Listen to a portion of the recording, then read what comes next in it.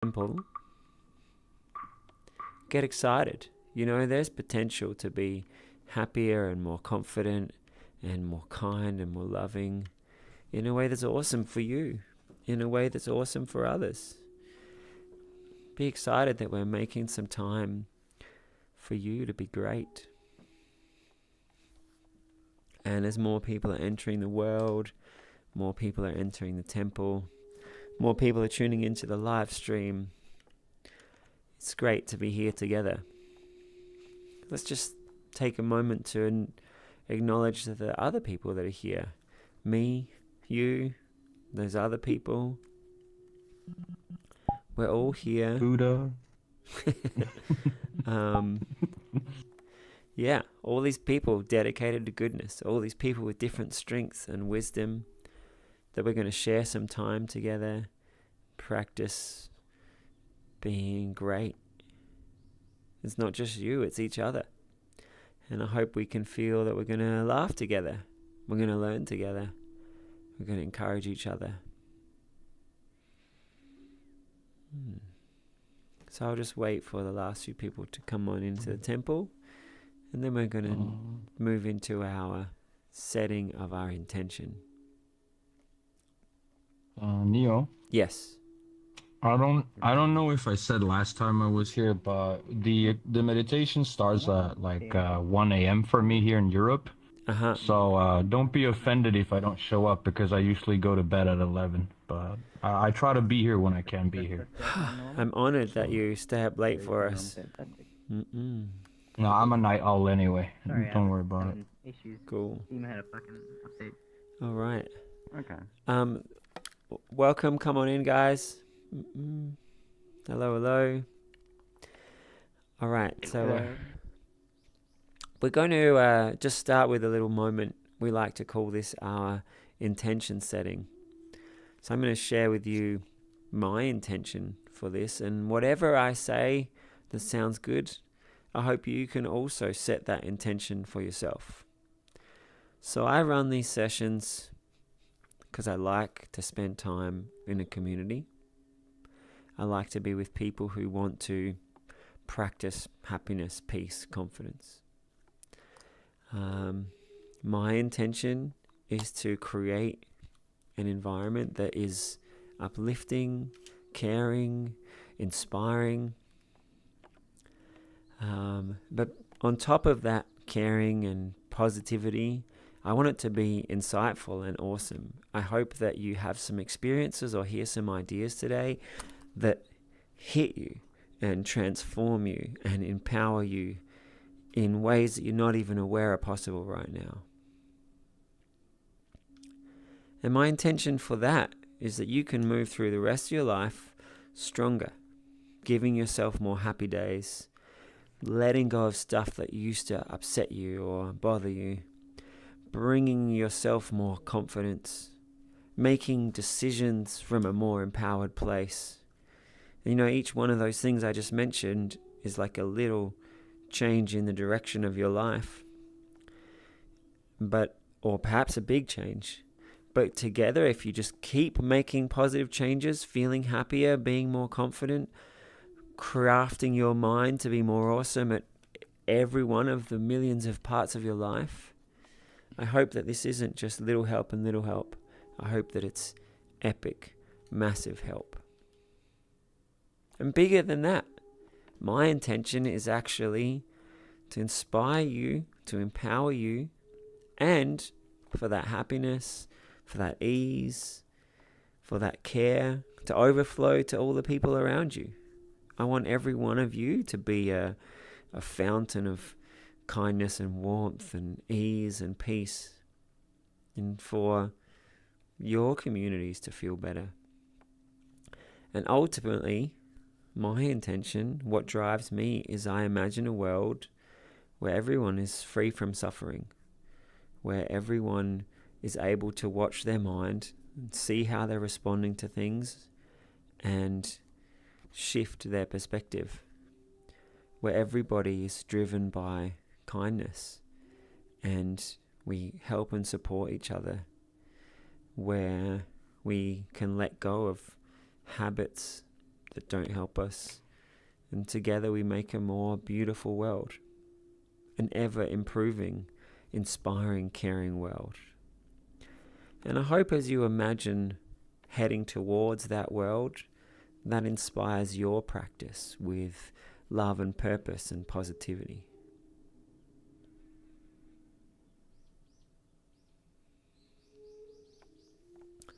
All right, so we've got some people on the live stream.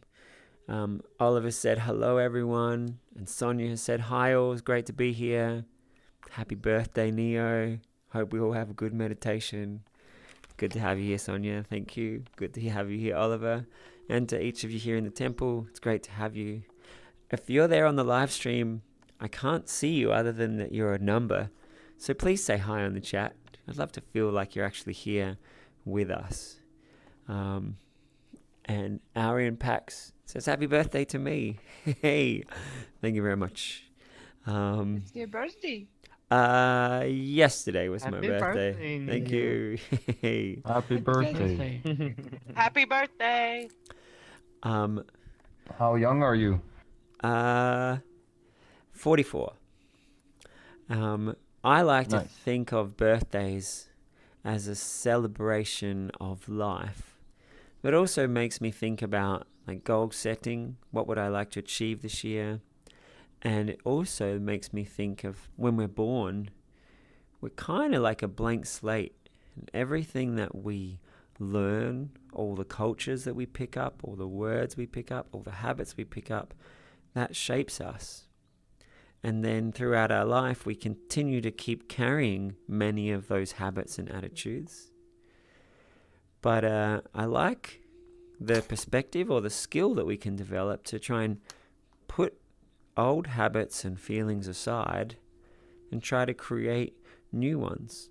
Or if you see someone's attitude or habit or feeling and you're like, wow, that would be great to be able to internalize it. So in some spiritual movements, they have this idea of being born again or becoming a blank slate, a blank canvas in which you can be free to craft the most beautiful painting you wish, or the most purposeful or heavenly being that you can imagine. So that's what I like to think of when I think of birthdays. All right. IP says hi everyone, and Orion says level 44. Infinite levels to go. All right. So welcome Ed. Great to have you here. And it's great to have everybody here. So we've just finished with our intention setting and our welcome.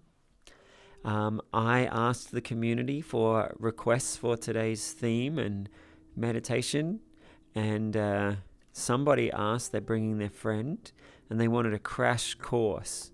So I decided to make today a crash course in all kinds of mental training and show how they can fit together and synergize to make us more awesome. And I also want to encourage all of you that if there's anything that you're curious about with meditation, whether you want to ask it in the class or send me a message, I want to make these classes great for you. If there's themes or topics or styles of meditation you want to explore, please feel free to ask. All right, so we're going to dive into our crash course right now. And with each of the different things I talk about, we're also going to try and have some exercises where I think we have time for it. So one of the most, if not the most wonderful thing I've learned about our minds relates to what I was just saying, how we pick up all these different habits and attitudes as we're growing up, and then we carry them on through our life. And I bet if you just reflect upon yourself right now and think, oh, who am I? You probably just notice, you say, oh, I'm like this, I'm like that. You've got this like image of yourself. And then if I was to ask you, how do you feel in social situations? What do you like when you're learning technical things? What do you like when you're learning creative things? What do you like on a sports field? What kind of foods do you like? How patient are you? How caring are you? With every one of those topics, you kind of have this image of yourself. What kind of meditator are you? What's your mind like? We all have these parts of our self-image. And that self-image drives you. It shapes how you think, it shapes how you feel. It shapes the kind of thoughts you have, the kind of feelings that you have, the kind of attitudes that you do, the kind of actions that you do. It even shapes how good you are at things.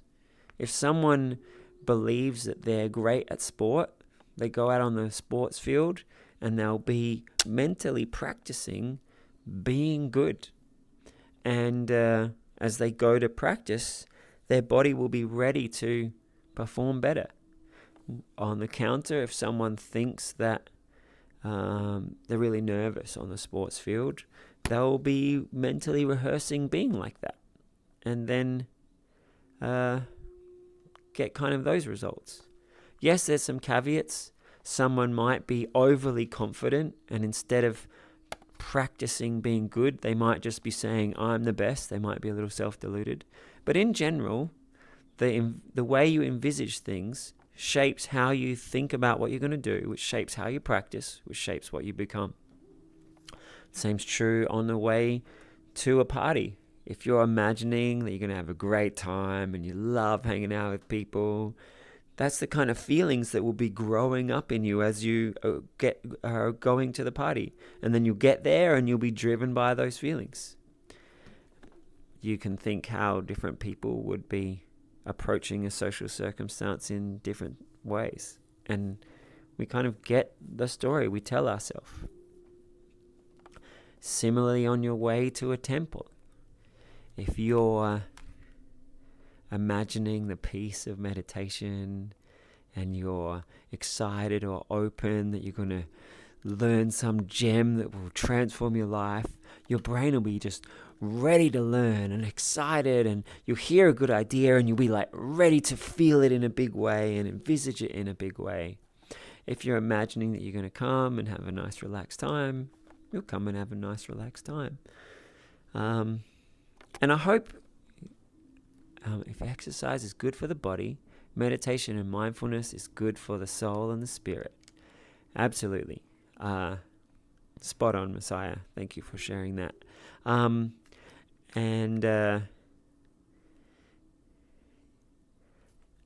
So just like we can set how we're going to be in our sports and our exercise, how we're going to be in our meditation and mindfulness, how are we going to be in our communication with our friends and family, how are we going to be in our art and creativity, how are we going to be in the games we play, how are we going to be in our work or in our studies, in our chemistry class or our PE class or in our exams. We have all these stories, and most people just follow along with the story that they have about themselves, and then it feels really real because they've primed themselves up for it, and then they're getting the experience they gave themselves. And so I really want to flick a switch in your idea of yourself, that if you spend time imagining and practicing and trying to feel into a different story or imagining being a different way, I think you'll amaze yourself how often you can make a different feeling, which then will make you act differently, which will then get you different results. So there's kind of two ways that I found that's really great to use this. One is, like I said, on the way to a party, you pump yourself up. You imagine you're going to have a great time. If you see any feeling of nervousness, you're like, haha, today I'm putting that aside and let's just laugh and have a great time and be confident. You kind of do it in the moment. I had to give a presentation the other day. It's the first time I was up on a real life stage for quite a long time, and I noticed my heart racing a little bit, and I remembered back to when I used to give a lot of presentations, And on the days where I saw nervousness coming up, if I tried to calm the nervousness and I'd meditate on being less nervous, I'd get up and I'd be okay. But if I had chosen to envisage getting up full of fun and love and the crowd feeling good and the kind of feeling that I wanted, when I immersed myself in that feeling, I'd get up and mostly be that feeling or better. So I did that in my presentation the other day, and it went pretty well. And I hope you saw a little insight into what I'm talking about with brain training here. I wasn't thinking of being, less nervous. I was imagining and rehearsing a great response. So if you're thinking about your meditation, if you notice yourself thinking, I'll have less wandering thoughts, what about if you just turn it around and be like, wow, what would it be like if I became super peaceful and still and just jumped into confidence and bliss? Or if I'm on my way to a party, what would it be like if I just was super curious about everyone and just loved asking questions, and whatever they said, I just dove into their world and felt where they were and made people feel loved and creative.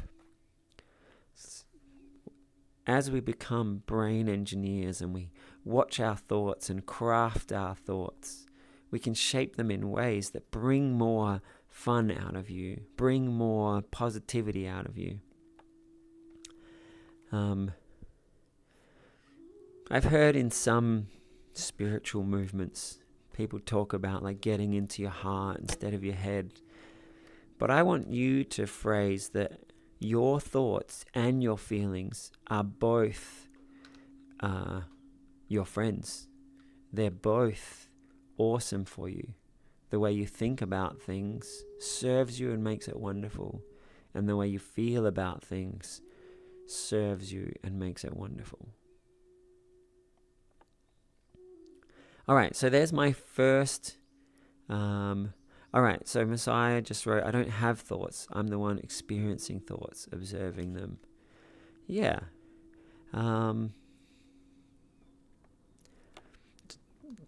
Even the way we think about ourselves, the way we think about our minds, the way we think about our feelings, we can change those stories. And depending on which story we have about our consciousness, will change how empowered we are.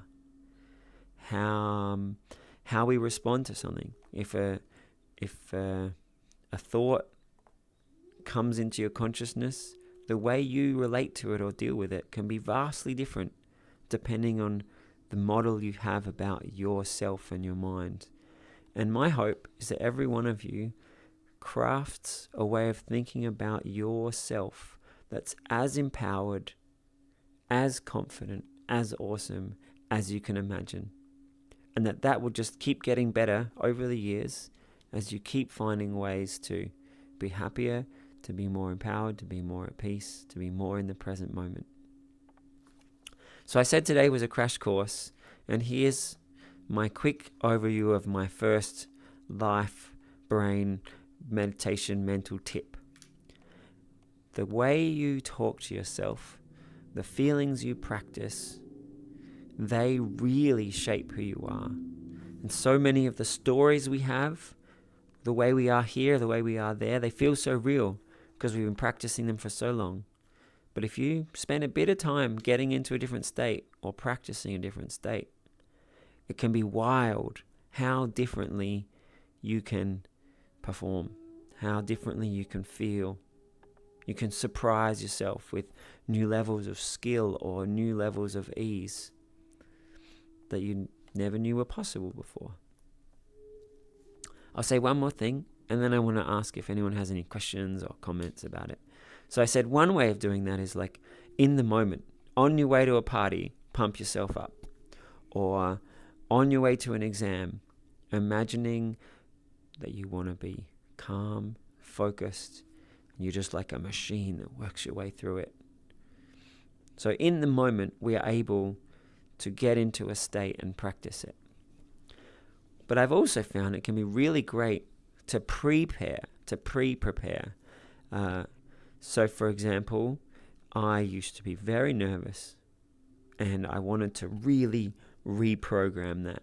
So I wrote on a card, I feel comfortable with everybody. I'm really curious about people, and I love to ask questions and make people feel cared about. I love to be interested in people, and people feel that, and we all have a good time.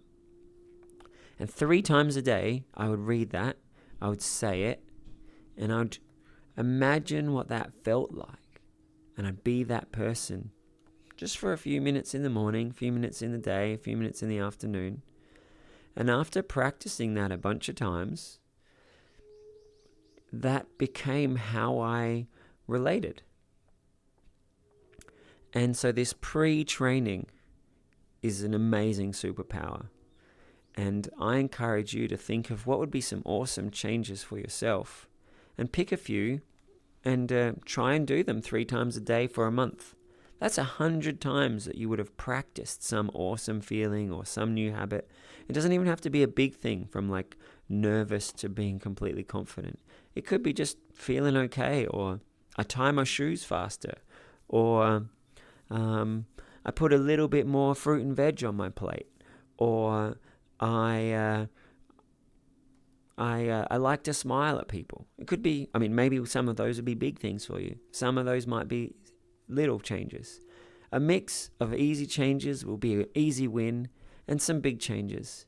If you pick a few and practice them for a month, I think you'll be amazed at that you've transformed yourself. And they might not all succeed to the level you're hoping, but some of them you'll be like, whoa, that was easy. I'm now even better than I was hoping for.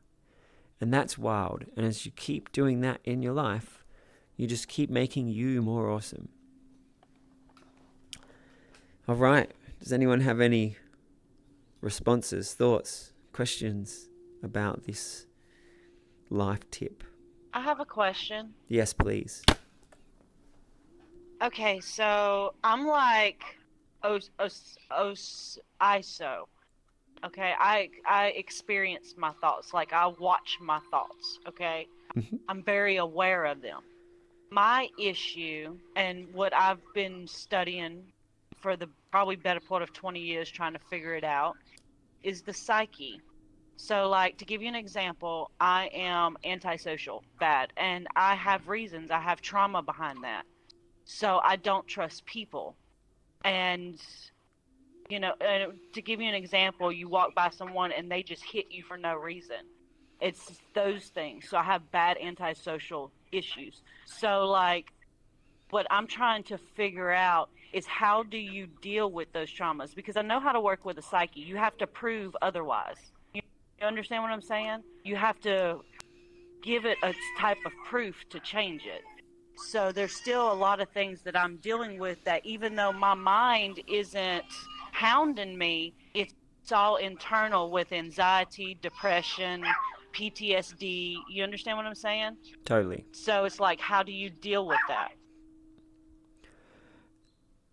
I'm going to try and approach that from a different perspective. So, like many people, the way they think about their mind is that change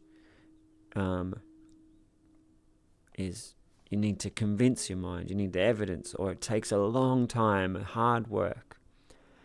I'd want to take a step back and try and practice the idea, what if it was possible for at least one part of you right now to feel at peace with people?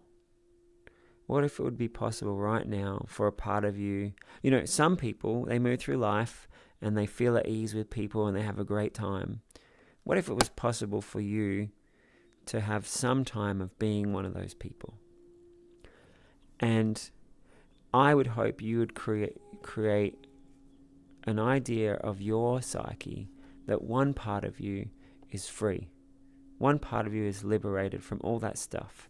There is this blank canvas that you can step into 3 times a day, and on that place you make the most beautiful thing you can imagine.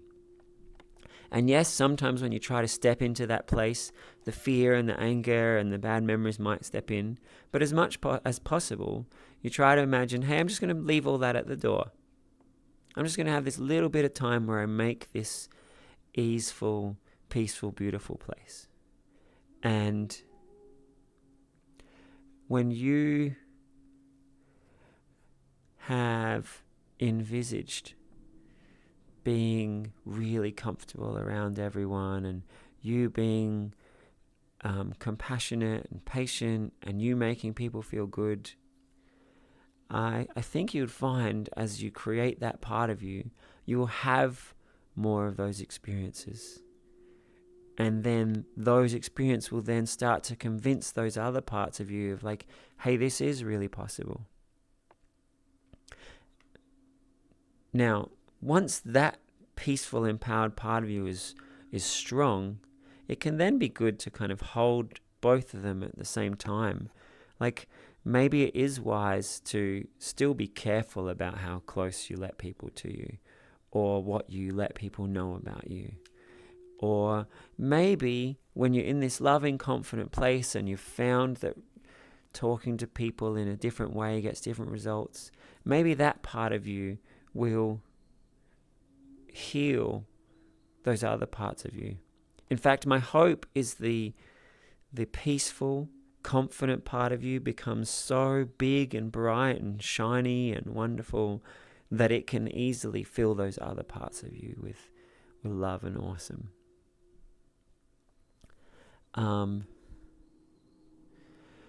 So yeah, I think I want to double down on what I just said. The approach that I'm encouraging is, for a little while, try to set all that other stuff aside and imagine this freedom and enlightenment, and that you step into that place and you get to practice purely what you would imagine the best life would be like, the best you would be like. And perhaps the people you're around might not be that loving, kind of people that you would want. So maybe as you step more and more into envisaging a world that's kind and lovely, you might find yourself just naturally moving in different circles where people will be kinder and more patient and more open, and there'll be less people who would just hit you out of nowhere. And I'm really sorry to hear that happen to you. It's happened to me as well, and it sucked, and it really shook my way of seeing people. But that bit of my brain there, that I'm not going to describe how it made me judge people or feel about people, but whatever that was, like, that hurt, and it didn't help me. And eventually I had to be like, all right, well, that thought, that feeling, I'm going to just sort of see that as something external to me, and I'm going to put it aside for a little while and cultivate more compassion and patience and focusing on the kind of people that I want to focus on. And over time that won. And even though for quite a while after that happened, it was a big part of how I thought about people, I hadn't thought about it for quite a while now. And you just reminded me of it. And so I hope you get to a point where the hurt and the people who treated you badly, they become a distant memory, and that your happiness and your peace and the positive people in your life have taken over. And you mentioned trauma and pain. I hope as you meditate on caring and peace and positivity, that you also feel that being internalized as you practice feeling at peace with people and caring about people and feeling that people care for you. I hope you focus on that and make that beautiful, and that then pours into those cracks and fills them up with love and care and heals you in a way that's more beautiful than you ever knew was possible. So if I go back to that idea of like, what's the self-image we have, what's the story we have about our mind, I wish for you to have a story of yourself that there is infinite love and strength and wisdom in you, and that can heal you wildly, and that you're going to give your love and attention to that part of you. And each moment that that's working, you're going to love it and be amazed by that. And the moments where people still suck, you're going to just step back into the patience and be like, hey, the world needs more love. The world needs more goodness. This has given me even more reason to practice that love and goodness. Or if that's too far out, it gives you more reason to focus on the nice people. Try and move into places where people are nicer and kinder. No, that's exactly what I needed to hear. That I'm strong and I can still love. You are amazing. You know, you're here because you're amazing. You're here because a part of you knows that's possible. And I want you to spend time in that part of you every day. You can love. You know, right now, I don't know you, but I care about you a lot, and I'm sure everyone in the room does. And we just have to grow that and love that and let it shine more and more. Yeah, we do. Yeah. Thank you. You're very welcome. You know, right now I'm feeling such depth of care. I've got a little tear in my eye. Caring with people is beautiful. And thank you for sharing that with all of us. And let's keep making these beautiful moments together. I agree. I have an interesting suggestion. Please. So, this was something that I heard about online recently, and the idea is to think of your future self as your very best friend. And you think about, what could I do for my best friend to make their life that much easier? And so let's say you're just walking around the house. Let's say you know that tomorrow is going to be a rough day for you. You can do a little extra for your best friend so that when you wake up in the morning, you'll have your food and whatever else you need prepared in advance. That way you have an easier morning.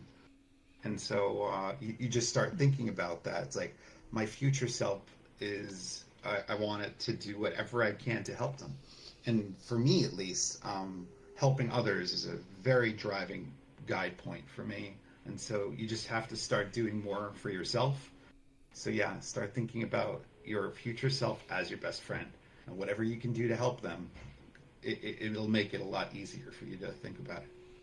That way, if you ever feel like you're struggling and that you have difficulty acting, this will help you, make you feel better, because you're not just helping yourself, but you're helping your friend.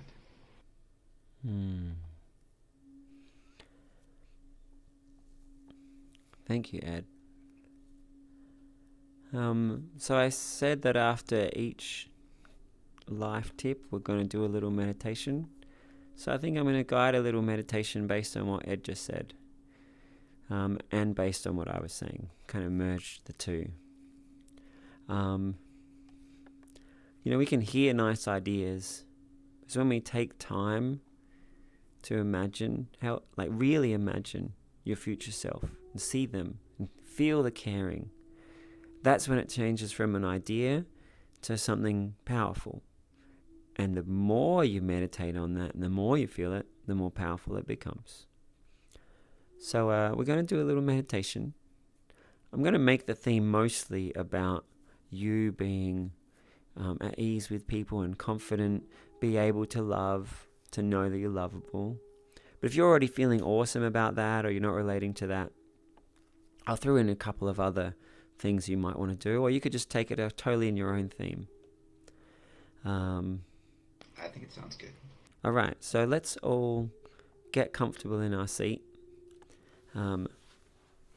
People have found that having like an intentional meditation posture helps your body and mind think, hey, it's time for me to concentrate. And I want to sort of close our eyes, and we're doing that because I want you to be stepping into your own mind. And maybe just give your shoulders a little wiggle, check your feet flat on the ground, give your hands a little wiggle. Take a really deep breath. Feel your lungs expanding and relaxing.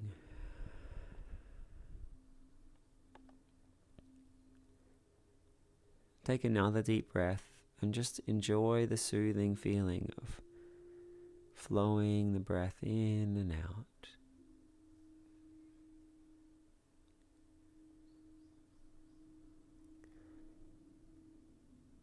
And if your mind's doing other stuff, I want you to be like, hey, attention here, just for a minute.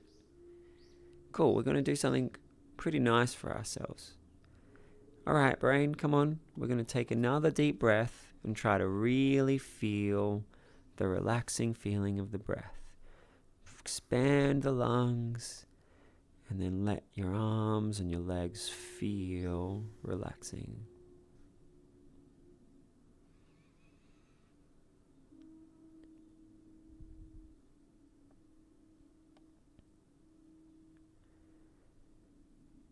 And now we were talking before about all the different stories and ideas we have about ourselves, all the scripts and the habits.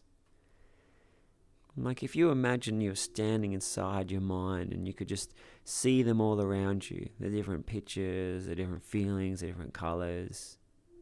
Maybe it's like a garden. Some places the garden is sweet and beautiful and fruitful, and some of them there's some thorns and rah. Hey, but we want to just put all that aside for a minute. I want you to imagine that in front of you is like a magic door. It's just appeared.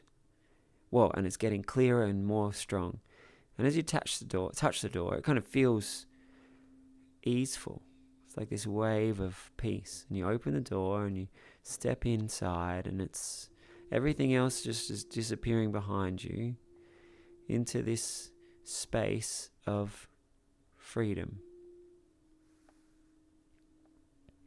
This is a place where you could feel anything. You could imagine anything. Oh, and look, there is your future you. Actually, there's many future yous. And you look at the one that you want to become. And maybe they want you to run over and give them a hug. Maybe they want you to bow at them. Maybe you're feeling wisdom and goodness emanating from them into you. As you just look at this future you and just be in their presence. You care about them. You feel a sense of friendship.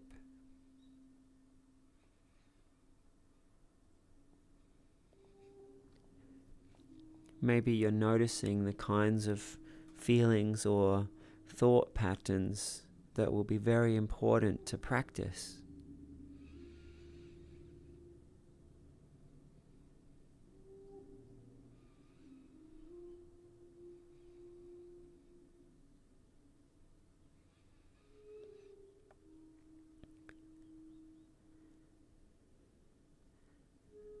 And as you look at each other, it might become clear what they know is really important for you right now. Maybe it's to know that you can love again, that you're lovable, that you can feel safe, that you can have friends that you like and that they like you, that you can make nice moments. Maybe it's to see yourself as confident and at peace. Maybe it's to see yourself being successful or focused or driven. Maybe it's to see yourself strong and fit and powerful. I'll just be quiet for a little while as you and your future self smile at each other and you feel all the positivity from them, but especially what you feel they're wishing most for you right now.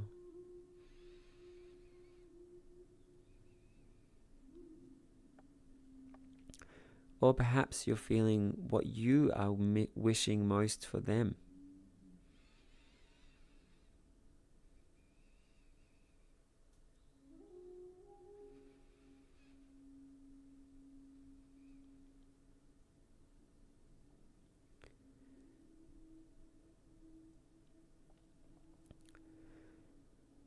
And I want you to imagine if you stepped into this place of freedom,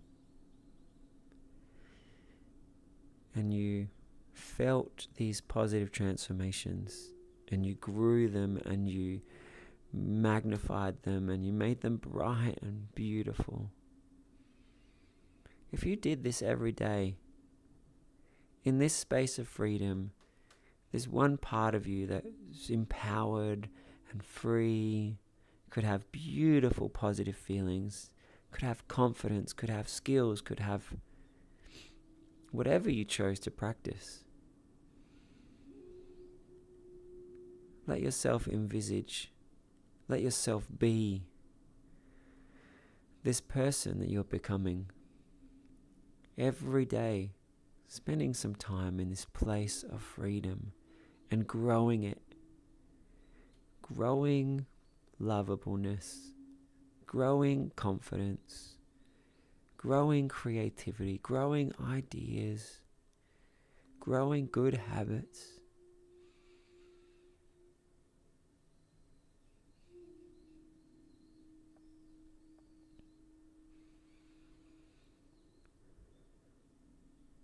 Believing in friendship, believing in achievement,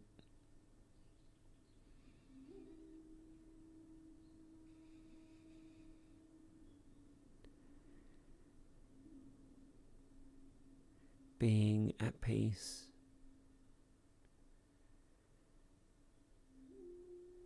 forgiving, compassionate,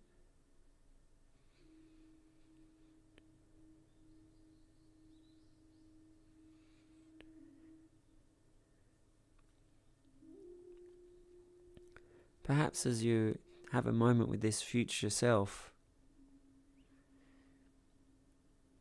maybe look around at the other future yous. Maybe there's some others that are even wiser. Maybe they've meditated a lot more. Maybe they've focused on learning the things that would help them awesomely. Maybe they've spent more time in this place of freedom and they've become more powerful, wiser, stronger.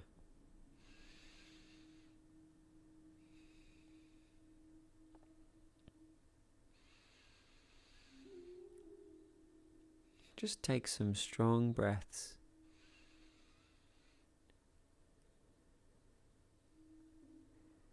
Feeling this care with yourself.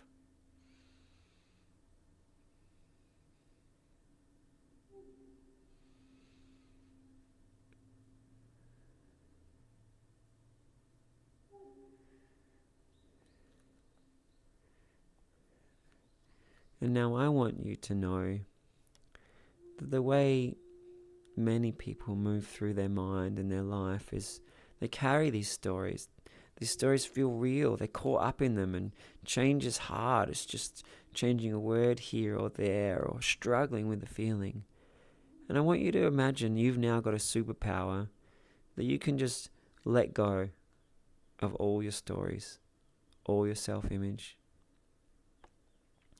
And you can step into this place where you understand what I practice is what I become.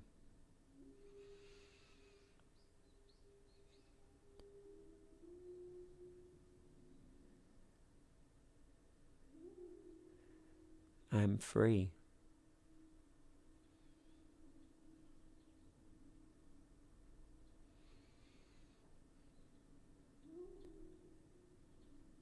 And I hope that you're inspired, that you'll do this every day. I found doing it 3 times a day or more just makes the transformation and the good feelings grow so much faster. So I hope you're inspired to spend time with your most awesome self many times a day.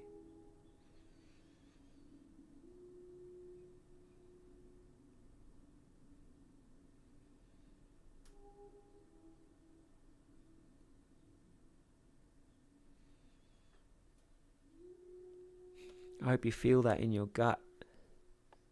At your core, you know that you are freedom and that it's important to practice your best self.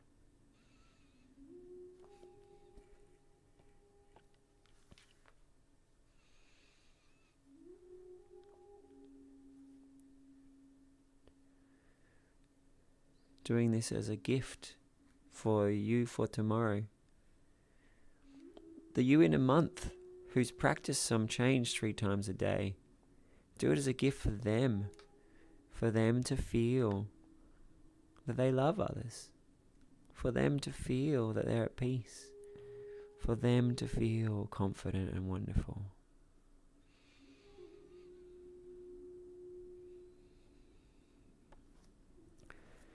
So in a moment, we're going to step back through that door, and all of the good feelings you made, all the healing, all the love you made, you're just going to feel it shine so bright that it will fill up the rest of your mind, and it will transform and enlighten and change and liberate many other parts of you.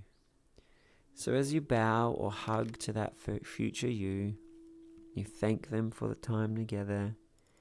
You look forward to all the gifts you're going to give them, all the positive thoughts you're going to practice, all the positive feelings you practice. Maybe you want to blow those some kisses, give them some love. And as you step back through the door, looking forward to see them again soon, you feel your heart shining, and any positive feeling, every positive idea, every bit of freedom or insight, it's like you're shining that out through all of your mind, through all of your feelings.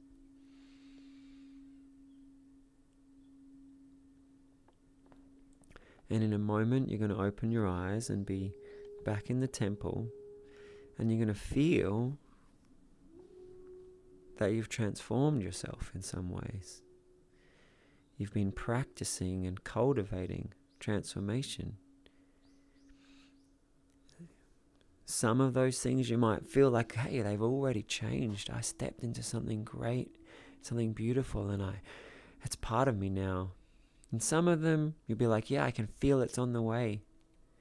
And then the other ones, I want you to feel like you got a little seed ready to plant in your garden.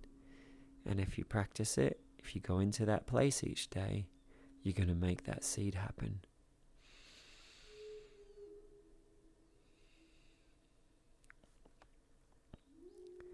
And I invite everybody to just look around and think of the seeds that other people might have sowed, or the nice feelings other people here might have felt. And just feel empowered together.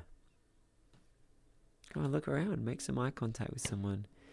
Give them a smile. Imagine they could feel all the awesome you just made.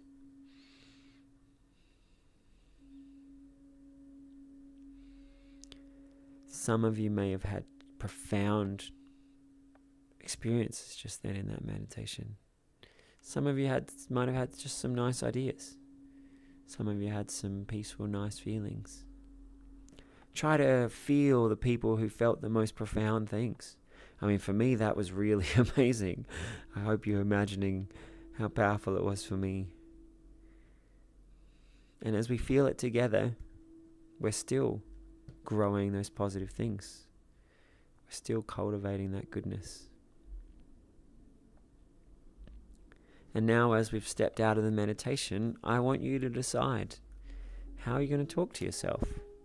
When you think about those parts of your life, from now on, you're going to just think, yeah, I can love. I can care. I do very nice things for myself. I am confident. Oh, and if you notice some way you're talking to yourself that's some old habit or script that doesn't serve you, I take a deep breath. I take that script, I put it aside, and I think of what I do want to practice. From now on, all my thoughts are, what am I practicing? What am I becoming? There's no me. I can just put all that aside. I am free. I am being a gift to myself in this moment.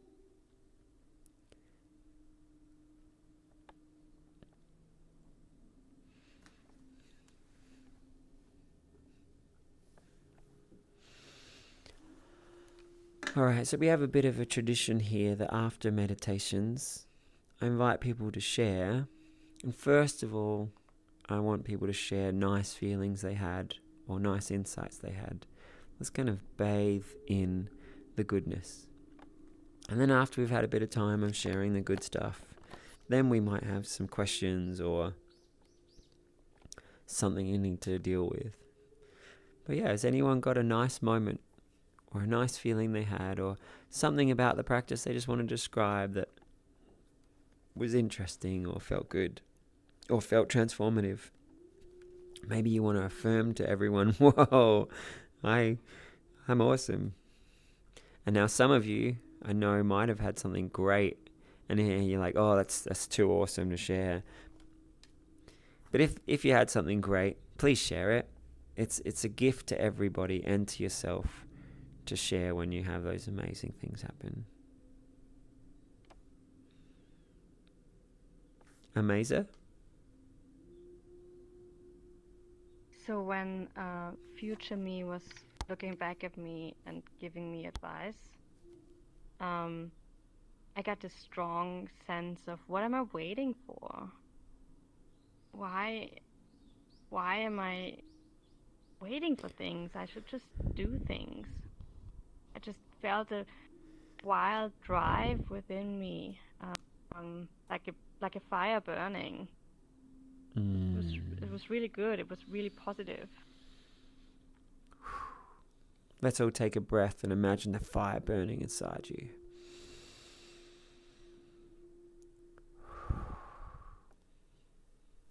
Thank you, Marlies. Is there anything more you'd like to share?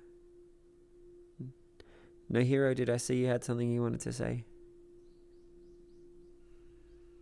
Yeah, I was just, the visualization process and, imagining, a different version of yourself or a future self. And then when you said, maybe there's other versions of yourself there, I visualized, different versions of myself that I didn't even consider, even better versions or even different versions. It just kind of opened my mind to the idea that I can be so many things at once, or the possibility of being so many things at once. I wish really nice. I wish I had face tracking and you could all see the big smile you just gave me. Such a beautiful story. Thank you, No Hero. All right, we've got some sharing on the live stream. Oliver wrote, after stepping through the imaginary door, I enjoyed seeing multiple future me's that I can choose from. And it's not just a single future me. No Hero, you and Oliver think alike. And then IP said, I have a lot of important events coming up, and I was feeling apprehensive, but imagining my amazing self made all the fear leave. Yeah. That's so good to hear. Well, IP, I hope you step through that door 3 times a day and feel that freedom and awesomeness, not just in those moments, but that overflows so that apprehensiveness is just gone and the freedom just fills you up all the time. You guys are great. This is why I do these sessions. Hearing these moments, reminding me to feel the great stuff you guys are feeling. I love it. Mr. Boney, you put up your hand. Yeah. Well, I'm not English fluent, so I'll try my best to communicate my feelings. Oh, But take your time, my friend. Okay, thanks. Well, it was so hard to say goodbye to my future versions because I felt like I was in some kind of Mr. Boney's multiverse with a bunch of versions, and I feel so loved, and like if every version of me was looking back and being grateful for me. And well, I I had to go to confess I had some tears in that moment, but that was awesome. I feel like I'm carrying a little part of every version of me with me. Awesome. And that meditation was recorded. So I hope you listen to it again and take yourself back to such a rich place. Whether you do it with listening to the recording or whether you guide yourself there, I hope you do it often.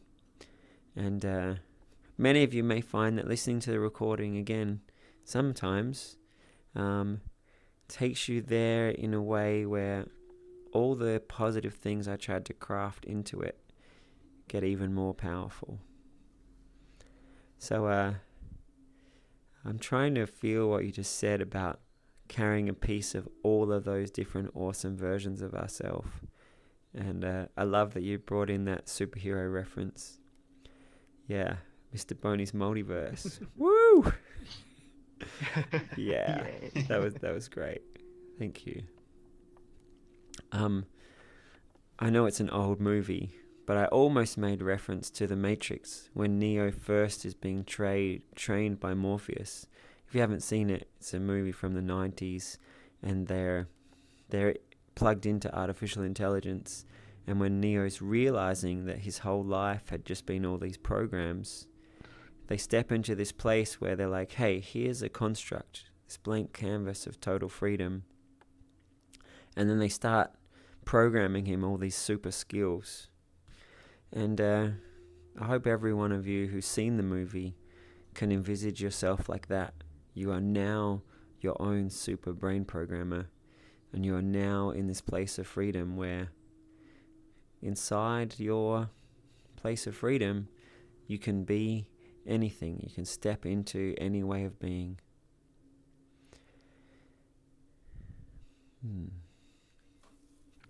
I have one more mention for The Matrix, if you don't mind. Please. When he meets the Oracle, she offers him a cookie, and she won't talk to him until he accepts the cookie, just like web browsing.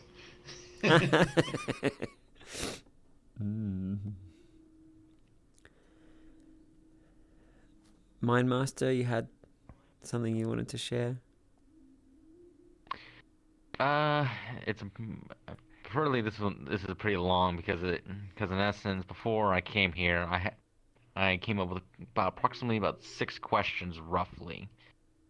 All of it to do with the culture of Buddhism and how it operates. Question number 1 I have is, what are some of the core philosophies of Buddhism, if I may ask? Mindmaster, can you hold those questions? Let's just bask in the good vibes of the meditation everyone just had, and we'll do them straight after. Does that sound okay? That's what I was planning on doing afterwards. Excellent. No problem with that. All right. And in the meditation we just had, was there a nice moment or an interesting thing that you had? Besides me and my future selves, and we all decided to make some chocolate chip cookies and milk. Everything was pretty good so far. One future one future had me with my girlfriend slash wife in that future with a small little kid, and that has a very promising job, basically the best future. Another one, not so promising, but still got there, to say for the least. Minus the good job. Another one was a sergeant, potentially fighting in some foreign war, most likely. Another one I can't recall right off the bat, but I know it was at least 4 of us, at least. Cool. Just chilling, chit-chatting. I hope that feeling of your ideal life is a feeling that you can keep revisiting often and make it bigger and stronger. Okay. So one thing I'd like to say about this practice, coming to in a second, Ed gave us this idea of seeing our future self and being kind to ourselves. So I guided the meditation in that format. The way I normally present it is to envisage how you want to be and practice it. So, for example, the one I said before is, hey, when I meet people, I'm curious and I'm at peace. And I would just say that and be in this present moment. This is who I'm becoming. I'm at peace. I make people feel cared for. And people are interesting. I find the interesting things about people. So I'd say that 3 times a day and I'd practice it. So I hope the idea of meeting your future self and seeing potential and seeing positivity and maybe seeing some inspiration from them, I hope that was great. But I also want to re-emphasize that the things that you saw or the changes that you saw, trying to practice them, what would they feel like if you were like that now? And talking to yourself like that.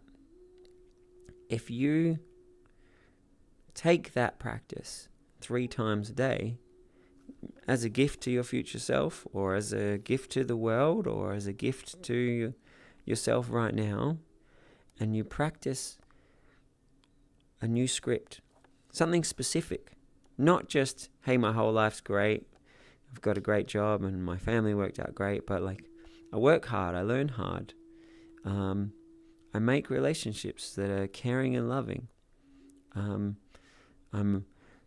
really good at listening analytically, I envisage rigorously in my mind so I can learn really precisely. I care and love more every day. Like, I just gave some examples, but choose the examples that are important for you to practice. And it might be just 2 or 3, or it might be 10, but give yourself a whole month of making those 10 awesome. And then the next month, you give yourself a new set. And I think you'll be amazed as you practice specific things, lots and lots, how wild they become. You might have noticed that in some skills. Like if I ask you, what's 5 plus 7? Some of you just knew the answer straight away, because when you were a kid, you practiced that hundreds of times, and boom, something that was impossible to start is now effortless for you. And in just the same way, if you go into I can love beautifully, and you practice it 3 times a day for 100 times for a month, at the end of the month, you'll be like, yeah, I can effortlessly love beautifully. So I invite you to think of specific things from that meditation and decide to keep revisiting them and practicing them and visualizing it and rehearsing it to be awesome at it. All right, Messiah Ishu, I think you are next, and then I'll come to Chris on the live stream. So, like, if we imagine that there's a probability of things, like from 0 to 100%, and we have a list of qualities that our future self can have, like wiser, nicer, a good person, like patience or wisdom, enlightenment, etc. And there's a probability that in the future our future self has already attained a certain level of these things that we desire to attain.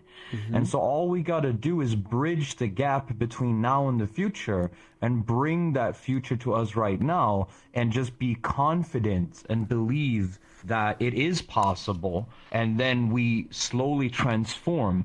But if we don't believe we can, the probability is going to be slim. But in the future, the probability is 100%. So you just got to realize that and bring it closer to now. Beautiful. Yeah, I want to say that while we're in our imagination, while we've stepped through that door and you're in that place of practice, yeah, imagine you've got it already. Like, imagine what it's already like. But then we have this mental trick. Like, one part of us is practicing. There's this place of freedom. As I was saying to Lady Nightshade, let this one part of you be loving and kind and lovable and confident. And then when you step out, if other parts of you aren't there yet, just be okay with that. Be loving and kind to all of you. And focus on letting this part of you be as wonderful as possible, and trusting that then the rest of you will catch up and transform. So if you ever notice a story that's like judging where you're at, just let that go and be like, hey, there's just more parts of me to practice and love and be awesome. So yeah, I want to inspire you that you can envisage as awesome as possible and be as patient and loving and accepting and kind with yourself at the same time.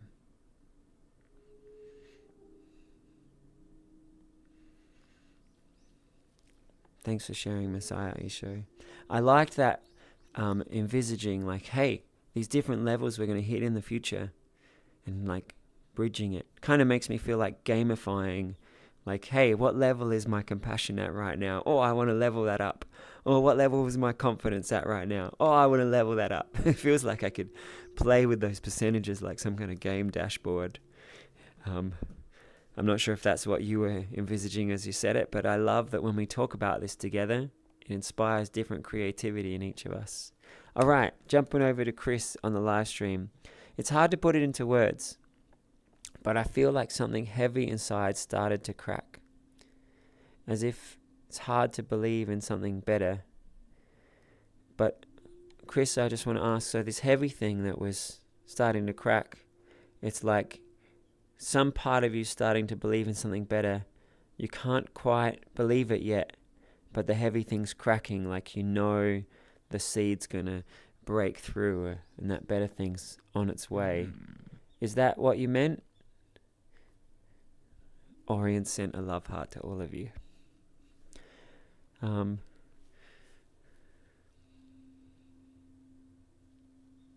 So Chris, I'll just wait for your response and we'll come back to you.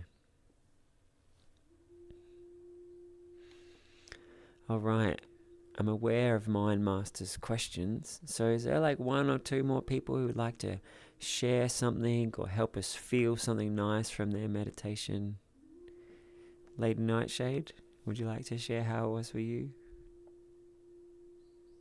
Yes, to be honest with you, I didn't hear a word you said. I just focused on what you instructed.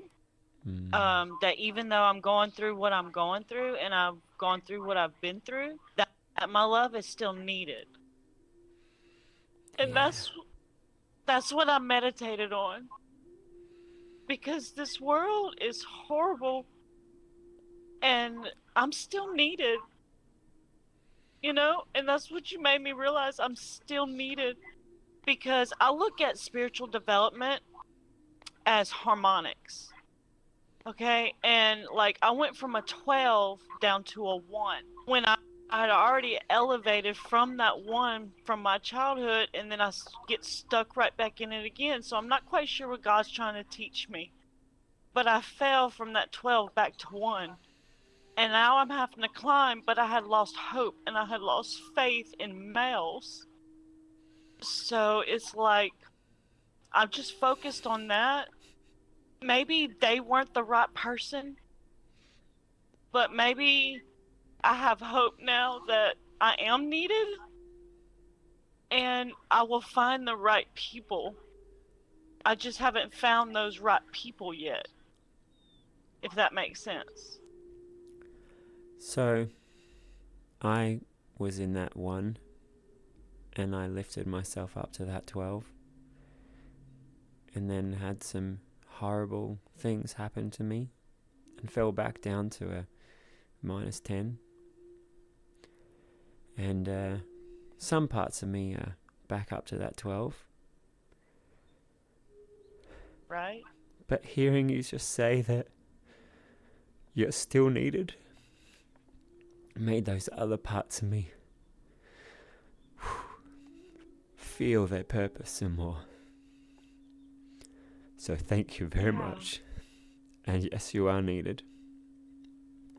Hey, I have an idea. Might be fun, might be nice. Lady Nightshade, would you like it either if we all stood in a little circle and a little point and you hugged us all? Or would you like it if we all gave you a hug? I think it's probably better if you gave all of us a hug. What do you think? I'm on PC. All right, everybody, let's all just like crowd up right here in the middle, and Lady Nightshade's just going to give us all a hug.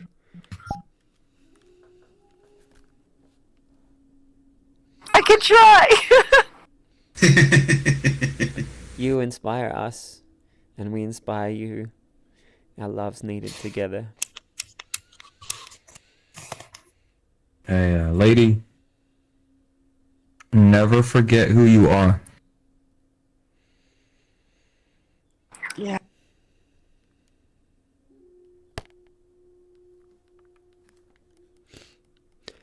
You guys are all so beautiful. Y'all are great. Thank you.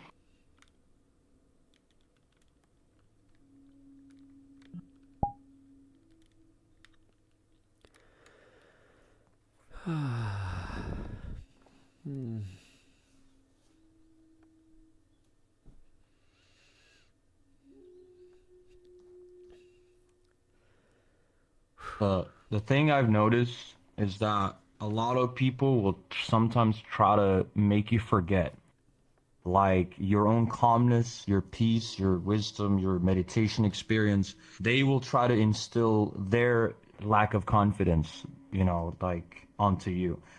And sometimes it's easy to get caught up in it. And so you just got to remember and go back to that core of who you are, and then strengthen it over and over and over. Yeah. Amen. I love what you just said. And like I said, I hope you go into that strong place every morning, every night, sometime in the day. Another thing that can also help is, you remember before I was saying prepare yourself for things. Like imagine next time you're around someone who's a real downer, or they're mean to you, or they just got some feeling that's not the feeling you want to be cultivating. Prepare yourself. How do you want to respond? How do you want to talk to them, or how do you want to talk to yourself in that moment? Get yourself ready that you can use that moment as a springboard. Does it inspire you to pour your enlightenment into them? Or if that's not resonating with you, does it inspire you to be like, hey, have a good day. I'm off to go and be more awesome. Or like whatever makes sense for you. Like prepare yourself that you're ready. It could just be ready on the inside. When you see that, my strength just powers up. You get to make these scripts for your mind, for the inside, for the feelings, for the thoughts, for the actions. You get to write all those levels of script if you spend time imagining it, feeling it, and saying it. All right. Now, I feel like one more person's going to share something before we get into those questions.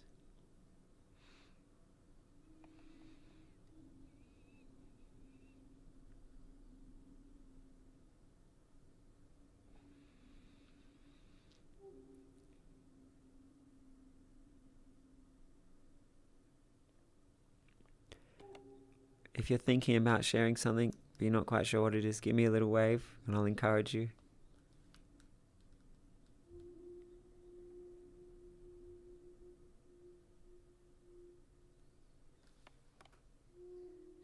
Jade, is that you getting ready?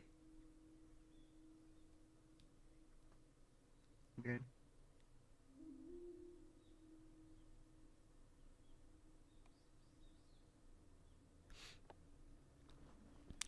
All right, maybe I'll share.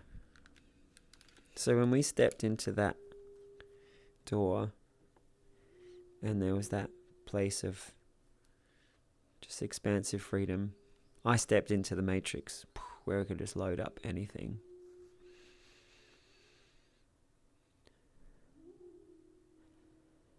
And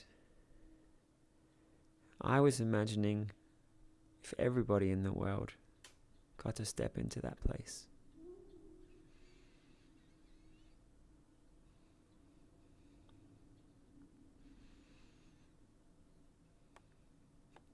And everybody got to see, hey, all those stories I had about myself, all those habits, they're not me. I choose now to be free.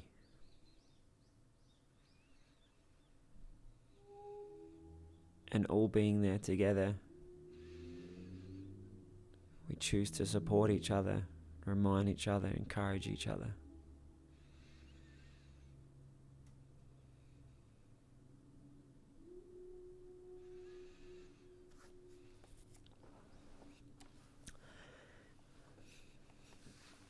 And it felt really good.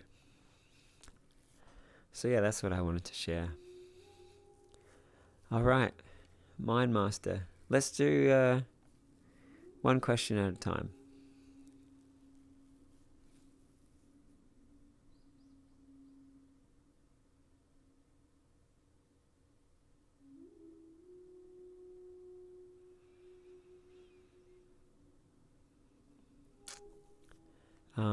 Perhaps your audio's muted.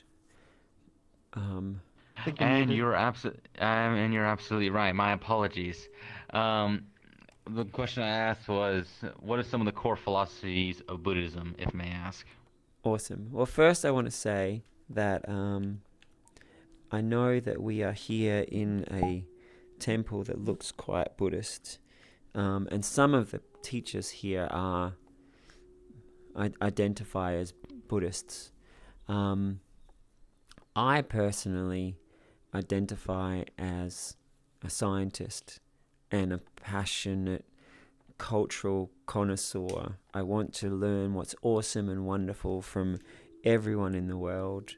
And, we've been talking about scripts and habits, and whether that's things you learn from your friends in primary school or from your culture or from your parents. I like to see the whole world as just many different things rolling along, and I want to learn the best there is, and I want to create new stuff, add to the mix of the world. And so you ask about the core tenets of Buddhism, and while I've spent a lot of time in many different lineages of Buddhism, spent a lot of time in temples, learning from different monks, I could say that there are vastly different styles of Buddhism, and as they describe their core tenets to you, you'll get very different focuses on the story. And so I actually don't even believe in isms. There's if you imagine the world or all the cultures as like a giant river, some people think Buddhism's one stream of the river, and this other culture's another stream. It's not even like that. It's like many, many different overlapping streams all over. So I can tell you some of the best things I've learned from Buddhism, but you may get different answers from different places. But before I even do that, I want to say I advocate to pop isms. I said the idea you have of yourself, let that go and be as awesome as possible. I would even say the same as when someone tries to teach you hey, this philosophy or this religion is about this. Forget those boxes. Just learn the best stuff you can. If someone's in a box, you know something would help them be more awesome, give it to them, even if it wasn't in their version of the box. Just help everyone learn the most awesome stuff.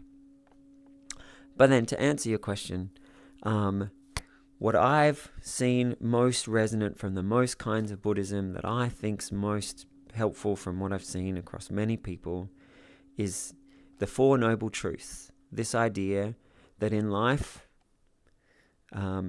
stuff happens. There'll always be people getting sick, things not being what you expected, people dying, your social circles will change, stuff you are attached to will change. There'll always be stuff that happens. And the second noble truth is, if that hurts, there's always a reason it hurts. Maybe it was you were attached to something. You needed it to stay a certain way. Or maybe you learned to have aversion to something. So then the third noble truth is there's actually a way to end that suffering. You know, some people talk about Buddhism and they like skirt around this. But right at the forefront is there's this promise that you can end all suffering. If you watch your mind carefully, you let go of cravings, you watch where your attention is, you watch how you look at things, you change your scripts, you can create a mind that deals with reality in an awesome way. You know, imagine you're playing a video game, maybe terrible stuff happens in the video game, you just love the video game. If you take a way of approaching life where you're the master of your consciousness, you can move through life empowered. And then the fourth noble truth is that, as the Buddha described, there's 8 stages or 8 paths of living that wonderful life. And it's not actually just for yourself to be free of suffering, it's moving towards a world where we're all free of suffering. So these 4 noble truths and the 8-fold path. And those parts of the path are about trying to make each aspect of your life crafted to be as good as possible. So they talk about right speech, the way you talk to yourself and others, make it that it's kind and it's truthful and it's phrased in a way to be as helpful as possible. They talk about right livelihood. Make your job be something good for the world. Messiah Isha has just written right view, right resolve, right speech, right action, right livelihood, right effort, right mindfulness, right samadhi. So you can go and study those 8 sections, but ultimately it's making the way you treat others, making the way you treat yourself, and making the way you meditate. Watching how each aspect of each of those 3 aspects, watching carefully and crafting them to be wise, to be aware, and to be good. And if you do that, you will be a force for wonder in the world. And if you watch each thought, and you watch each moment of your consciousness, you can craft each moment of your mind to be how you choose. Sitting in a temple, we can practice stepping into peace by watching our breath. And if you get good at that, then you could have something terrible happening around you. And if you remember what it is to step into peace in your breath, then you've got that skill. Hey, I'm going to be peaceful right now and choose what's the awesome way to react. And if you do that in each moment, you are free in every moment. Okay. There we go. It's question 1. Is there a follow-up question about that, or would you like to ask another question? Well, you were extremely detailed on the first question to the point where you practically answered almost all my questions for the rest of them. The only question I have left is, are there any restrictions to Buddhism? Like, you're not allowed to eat certain foods, do certain activities, etc. That's the only question I have like left. I said before, there's many kinds of Buddhism, and they all have different things. But in general, I've seen Buddhism is more about cultivating kindness and cultivating goodness. It's not about rules. It's about you learning to be your best self. And so, yeah, if we're practicing being kind to everyone, you will probably decide, hey, I don't want to be rude to people. Or I learned kindness meditation. I did it every day. I got to the point where I had forgiven the people who'd hurt me. A couple of months in, I got to the point where I felt, hey, I really want to care for the planet and be good to the environment. And so I didn't set rules of like, don't pollute, but I like tried to live a life that was kinder to the planet. A little bit later, I was thinking about animals and how much people kill them all the time to eat them. I was like, oh, I hadn't really thought about their perspective anymore. And so I thought, oh, I don't want to kill them anymore. And so, yeah, in some lineages of Buddhism, they might have some rules for the people who want to be monks. So don't kill, don't take intoxicants, don't lie, don't steal.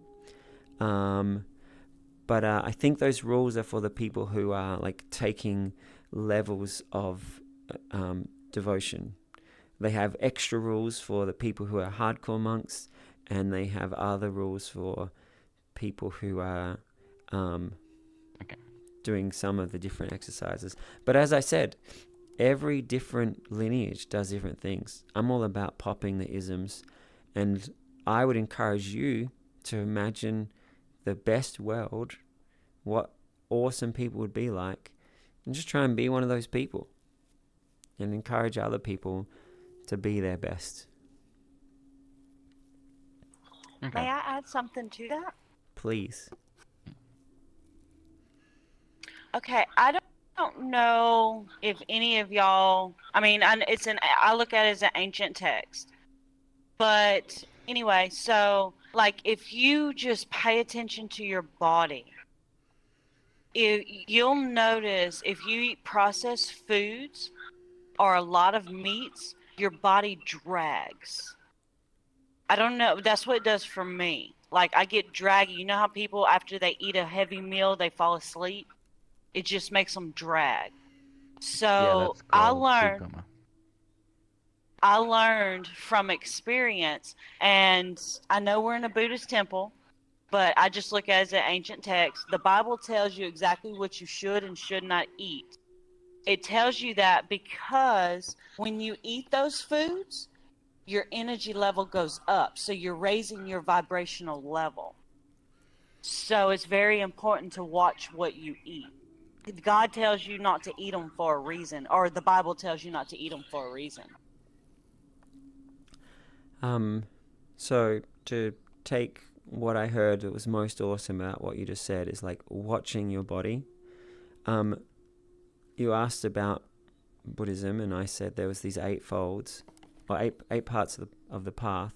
And one of the things that's great in Buddhism we haven't covered today, but is mindfulness, learning to watch carefully. You know, Lady Nightshade said, watch your body and see how it feels. You can also watch your mind, watch how different things you focus on will change how you feel. Different people you hang out will change what you're thinking about or what your habits are. Different things you read will change what you believe or how you move through life. And as you just watch really closely, you become more empowered in every aspect of your life. And most of tonight I've been focusing on cultivating good qualities, making positive changes. But I always describe it as 2 pillars. One is learning to watch your mind carefully, watching in each moment. And one is practicing more awesome. You know, someone could be like practicing confidence every day. Like, I can love, I'm great. But then they might sort of in the back of their mind saying, no, people suck and I hate them. And they'll have this like battle in their mind. And Buddhism has, many practices have these great skills to learn to slow the mind down, calm the feelings down, and learn this skill of watching your body, watching the feelings, watching your attention, watching the thoughts. And as you practice that, you become more aware all the time. It's a little bit like some people just watch a movie, but if you've studied cinematography, you'll also see the camera shots, or you'll see the things they've done in the scripts. Or some people use computers, whereas other people who've done computer programming will kind of see, oh, the software's doing this and software's doing that. Or if they've done more computer programming, they can turn on their debugger and they can stop it here and be like, oh, this function is running this function, is running this function. Or someone just drives a car, but a mechanic can like hear different sounds and know what's happening in the engine. So mindfulness meditation is like giving you that extra awareness, seeing what your thoughts are doing, seeing the scripts you're running, seeing the reactions you're having. And it makes a bigger gap between what's happening and what your reaction is. And hopefully even you get to the point where you don't have a reaction, you're always just in this freedom of like, hey, what do I choose now? So yeah, of all the practices I've seen, I can pretty much fit them into these two categories. One is cultivating something, and one is becoming more aware. And I see them as the two pillars that hold up having the most awesome mind.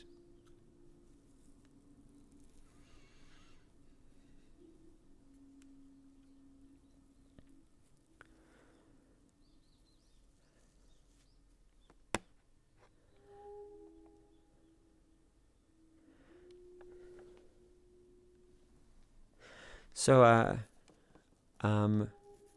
someone was asking for tonight to be a crash course. And I guess the second thing I wanted to cover was actually mindfulness. So I'm glad that the conversation has led us there. We spent a lot more time on cultivating self-transformation and practicing things and shifting our perspective of ourselves to empower that. But it's been great. I think where we just went was a beautiful, fast, deep dive into that idea of practicing and giving yourself love and growing hope. So the next thing we talked about was mindfulness, practicing more awareness. So let's have a little bit of experiencing that. So I want you to just notice right now, how do you feel? Some of you like, what's he talking about? Some of you felt your body. Some of you felt your emotions. Some of you looked at what your state of mind was like.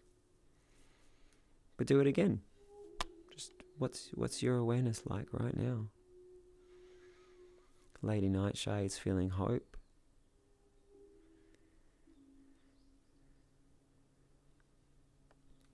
And now I want you to look a little more fine-grained.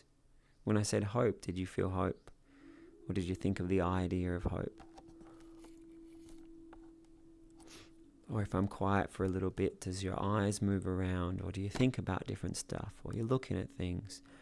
Do you feel your attention more here in the temple? Or something from yesterday? I'll be quiet for a little bit longer. And I want you just to really notice each moment. Where's your attention going? What's your consciousness doing?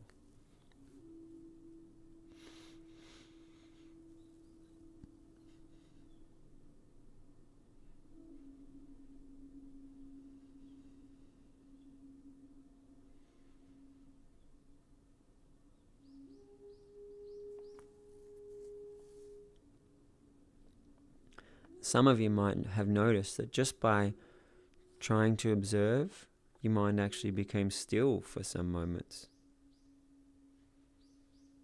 Which is kind of cool. And if we sit for longer, you'll be able to see more intricately where your attention goes. So now neuroscientists have been scanning people's brains and watching how the brain changes as their attention goes on to different things.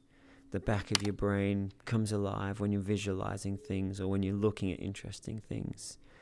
the front left part of your brain starts weightlifting while you're really concentrating or you're planning something. When you're listening to music, the parts of your brain around your ears starts dancing. And they found that if people spend 8 minutes a day of just trying to watch their mind, the part of their brain that is aware of themselves noticeably gets bigger and bigger. Like it gets stronger and it builds itself. And that awareness kind of spreads through the rest of your brain. And so things that were habits and things you were caught up in, this awareness is able to kind of intercept it, bring it into peace. Now, 8 minutes a day of just sitting and watching your mind, if you've been meditating a lot, it sounds easy. But if you're brand new to it, that might sound like pretty far out. So I'd recommend everybody starts with at least a minute of just watching your mind each day. And after a couple of days, you'll be like, oh, okay, well that 1 minute was easy. What would it be like if I watched a little bit longer? And you'll notice that things become more still and you're able to see with more fine-grained awareness. It's like you've got a magnifying glass in your mind and you're seeing everything more intricately. And I hope if you just do that every day, it's like a minute to just be peace, and then it rubs off on you and you feel better for the next hour or so, you'll get to a point where you'll be like, oh yeah, I want to do 5 minutes. And then I want to do 10. And if you're doing 10 minutes of just watching your awareness each day, you will find that you're much more easily able to let go of trauma when it arises.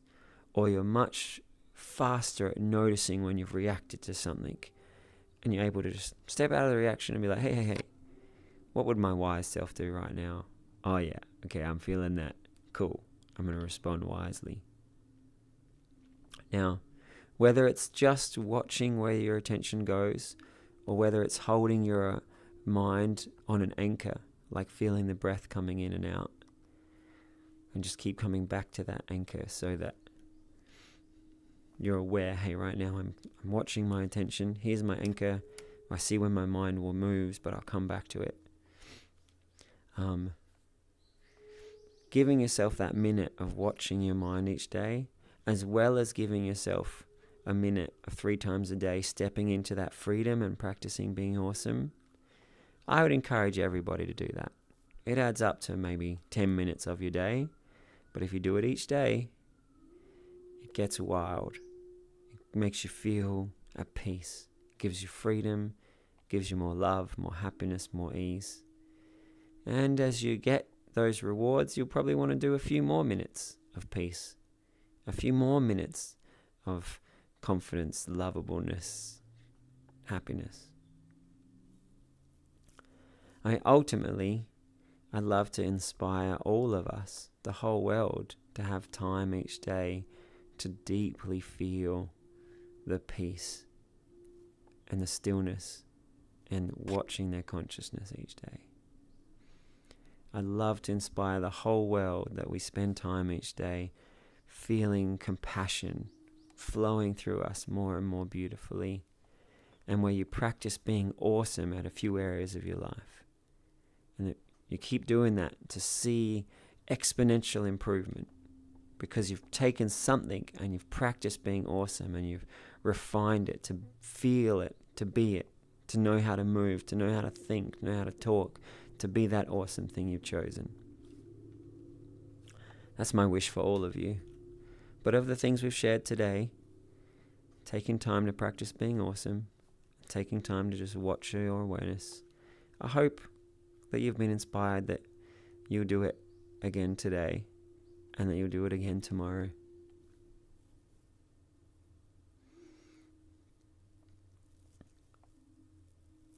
Now, I know I said today is a crash course, so I just want to quickly gloss over a bunch of other things that I found supercharge this.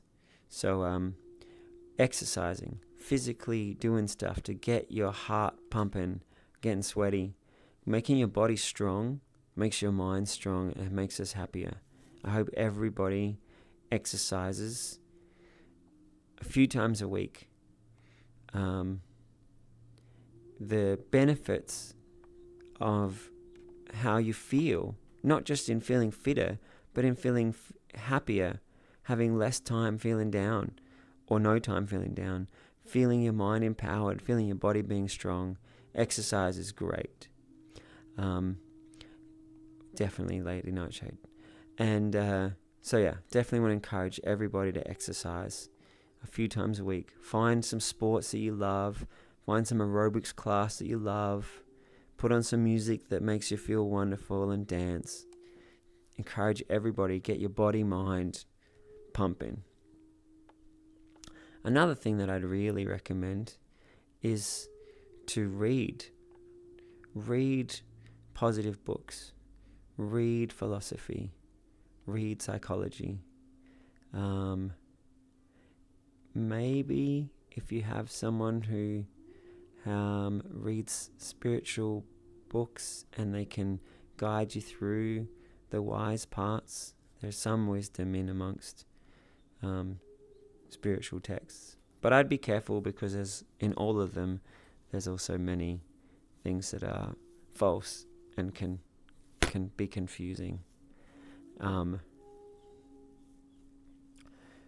And watch what you're reading. Just like mindfulness, we watch what we're thinking, how we talk to ourselves.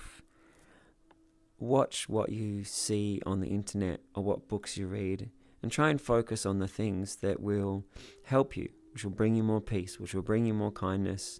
If you watch yourself consuming things that are either like hateful or angry or divisive or sad, I invite you to just let them go. Hey, what if I just spent some time reading and watching stuff that makes me feel awesome?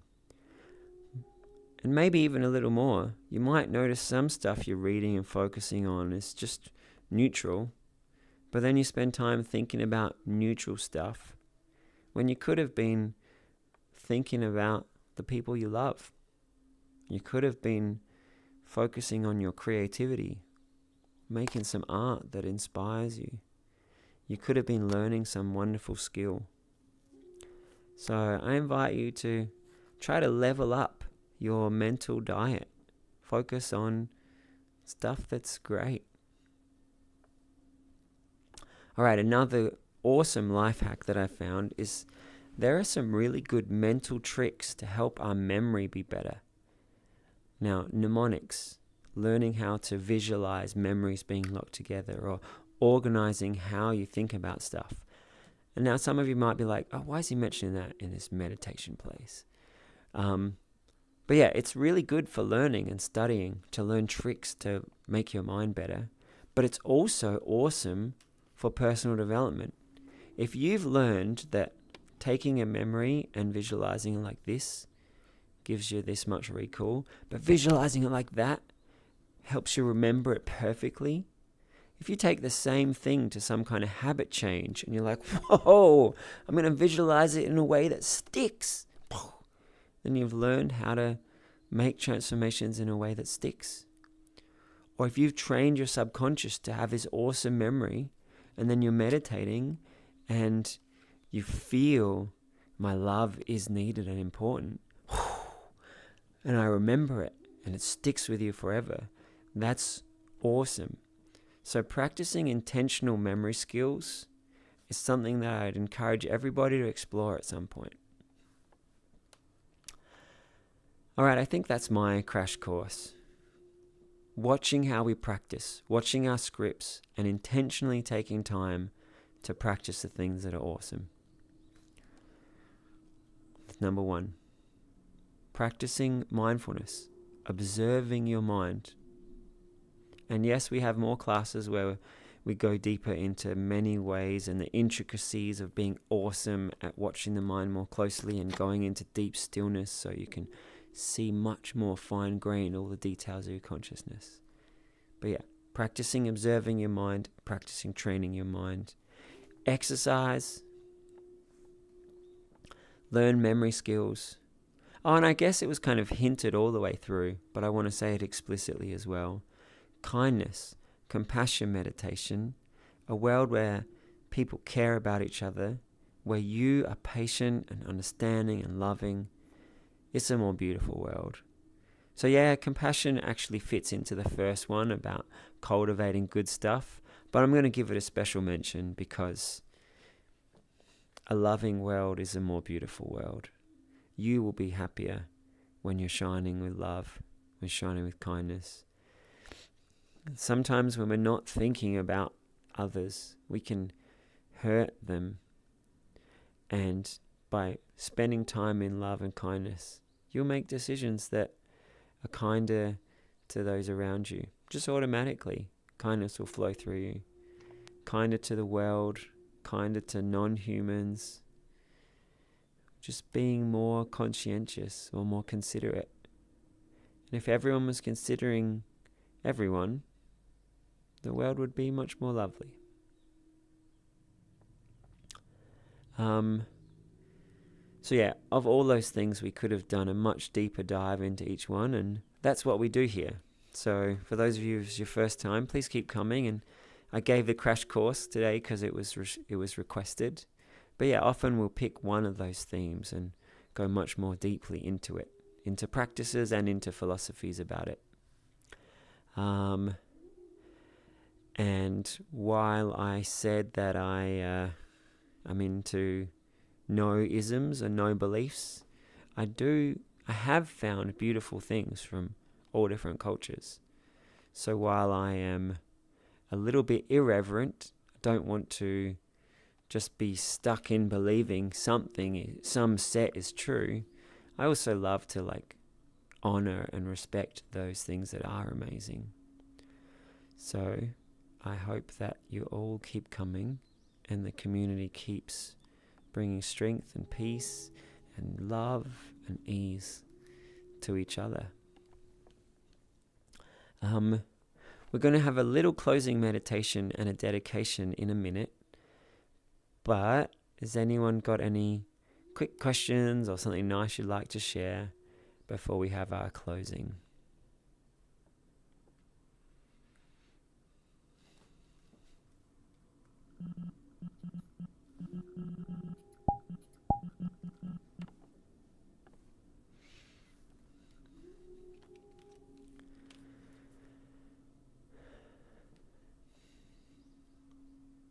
All right, let's just dive into a little closing meditation and then our dedication.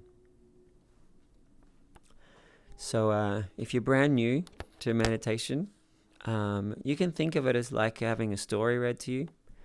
Actually, meditation means lots of different things. Sometimes it's a guided journey. Sometimes it's singing positivity. Sometimes it's you doing something entirely just with your own mind. I think of the word meditation, it just means any time that you're intentionally doing something with your awareness. So we're going to do a guided meditation with a little bit of time of you doing your own thing. So just get your body comfortable. I invite everyone to close your eyes. So, hey, look, cool, what am I seeing now? Maybe you see blackness. Maybe you see the color of the VR headset coming through your eyeballs. Maybe you see a little bit of the blood flowing through your eyelids. Maybe you're noticing your breath. Maybe you're noticing your body. Oh, maybe now I said notice your body, you're noticing your body. So yeah, you can just do a quick posture check. Check your shoulders, check your spine. Let your hands feel loose. Let your feet feel loose. Feel into your shoulders and let them relax. Actually, when I feel my shoulders, I want to pull them back a little bit and then let them relax. You can feel your legs and let them relax. Feel a deep breath into your lungs. Another deep breath and let your whole body relax.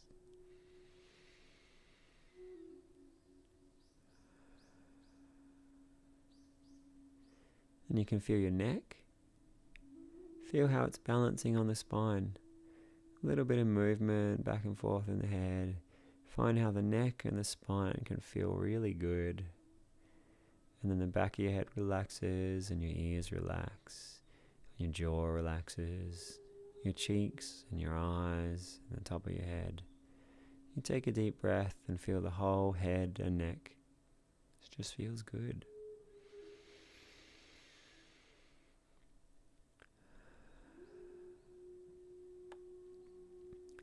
Take another breath and feel it coming in and out of your nose.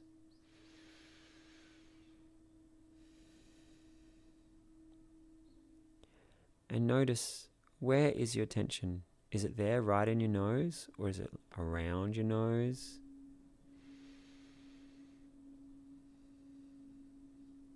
And I invite you to squeeze your attention into your nose. Feel that little point where you feel the breath coming in and out.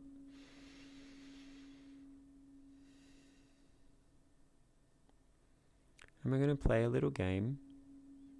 Just imagine your attention is there, squeezed in the nose, feeling it and hearing it. But watch how amazing your consciousness is. So just play this game as you hold your attention there, just watching what your mind does. And anytime you notice it's done something else, just come back into just that place. Just feel the breath.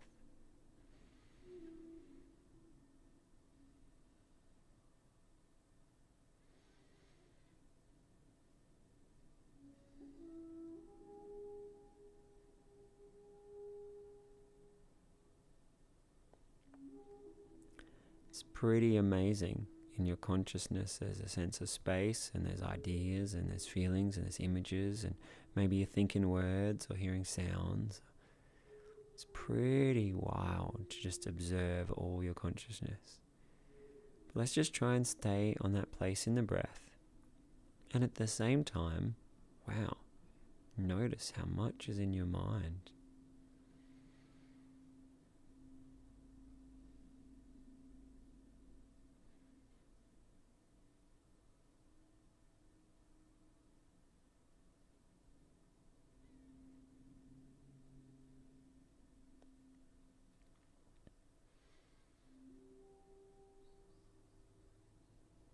And you can feel that you're learning to be more aware of your consciousness.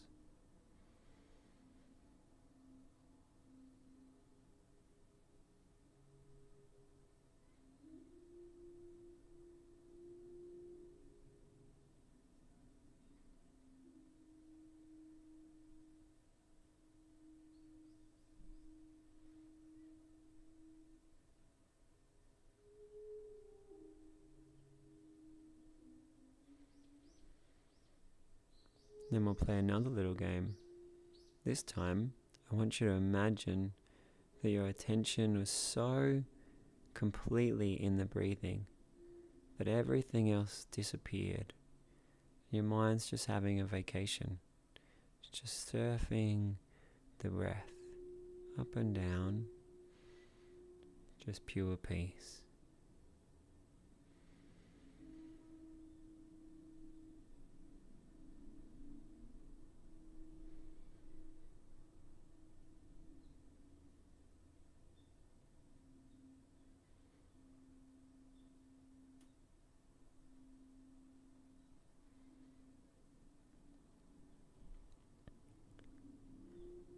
And I hope you feel like you've dipped your toe in the pond of curiosity. What would it be like to spend more time in that peace and just experience profound mental stillness and freedom? A space where I let go of all of my old thoughts and habits. I became born again, freedom and expansiveness.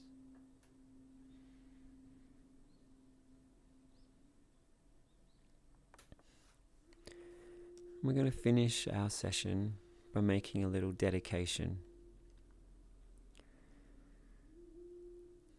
So I had some moments that were inspiring for me. So I dedicate to remember them, to feel them again, to keep practicing them. If you also had some epiphanies some nice feelings, some good ideas, or some insights. Perhaps you want to feel how precious or important they are or could be. Maybe you want to feel them like a gift that you could give to your future self. And the more you practice them, and the more you think about them, and the more you let that guide what you focus on and how you talk to yourself, you're just dedicating all this goodness as a gift to yourself. Important things you learned, you cherish them and continue to cultivate them.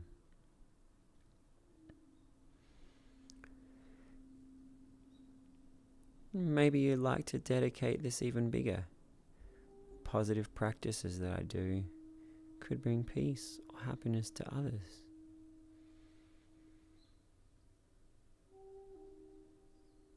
Maybe you want to inspire yourself to meditate each day, or to practice some beautiful positive feelings or positive change every day. And give it as a gift to yourself and your community.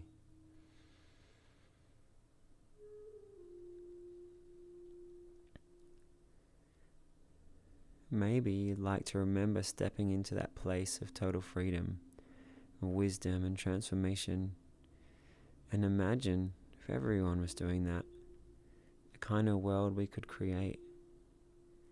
And you could dedicate your practice to that freedom and enlightenment for everybody.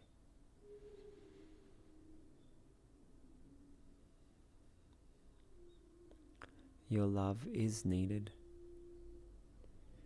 Your best self is needed. Feel the beauty of that. Give it to yourself as a gift.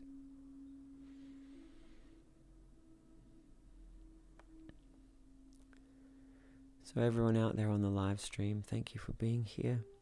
Hope to have you all again soon.